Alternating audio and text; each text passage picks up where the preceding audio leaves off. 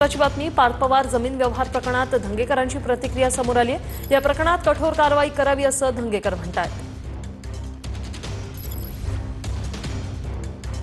एकदम सडलेली यंत्रणा आहे आणि यंत्रणेमध्ये काय अधिकारी अशा पद्धतीचे अनेक व्यवहार करतात आणि शासनाची दिशाभूल आणि स्वतःची तुंबडी भरण्याकरता केलेले उद्योग आहेत। तर सर्वसामान्य माणसाला मी नेहमी म्हणतो की रेशन कार्ड काढायला 2-2 वर्ष लागतात। तेवढे मोठे 200 कोटी 300 कोटी 500 कोटी हे सगळे व्यवहार एका दिवसात एका महिन्यात कसे का होतात। याच्यामध्ये कडक कारवाई झाली पण कायदेशीर कारवाई झाली, गुन्हे दाखल होऊन ते माझ्या माहितीप्रमाणे 1-2 जेलला गेल्याशिवाय ते विषय शांत होणार नाही। तर केएम रुग्णालयाच्या ढिसाळ कारभाराची लोढांकडून पाहणी करण्यात आल्याची महत्त्वाची बातमी। केएम रुग्णालयाच्या तक्रारींचा रुग्णांकडून पाढाच वाचण्यात आला। ढिसाळ नियोजन अर्थव्यवस्थेसंदर्भात लोढांकडून रुग्णालय व्यवस्थेची पाहणी करण्यात आली।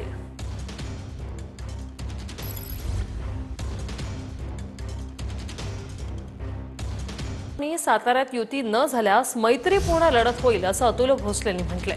जिल्ह्यात भाजप भक्कम स्थितीत आहे असं अतुल भोसले म्हणतात। भाजप जिल्हा अध्यक्ष अतुल भोसलेंची ही माहिती। भारतीय जनता पार्टी कमळाच्या चिन्हावर निवडणुकीला सामोरे जाणार आहे। मित्र पक्षांशी चर्चा कराडमध्ये करायचा माझा प्रयत्न आहे, पण शेवटी मी जसं मागेही आपल्याला सांगितलं की मित्र पक्षांची मागणी काय आणि आमच्या पक्षातल्या लोकांची मागणी काय याचा समन्वय साधता येत असेल तरच निवडणुका एकत्रित होतील, अन्यथा मैत्रीपूर्ण लढत होईल अशा प्रकारची स्थिती आज कराडमध्ये आहे। यासोबतच या बुलेटिनमध्ये आता वेळ झाला इथेच थांबण्याची। नमस्कार।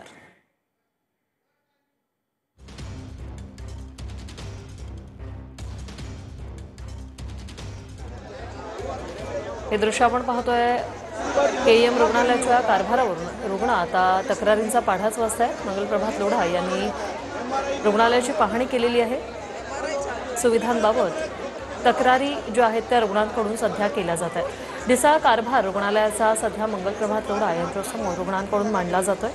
मंत्री लोढांकडून पाहणी केली जाते। अर्थव्यवस्थेसंदर्भात देखील केएम रुग्णालयाची लोढांकडून पाहणी करण्यात आलेली आहे। मात्र या ठिकाणी रुग्णांचे नातेवाईक जे आहेत त्यांच्याकडून तक्रारींचा पाढा वाचला जातोय। सोयीसुविधा असेल अनेक प्रश्न जे आहेत ते लोढांसमोर उपस्थित केले जात आहेत।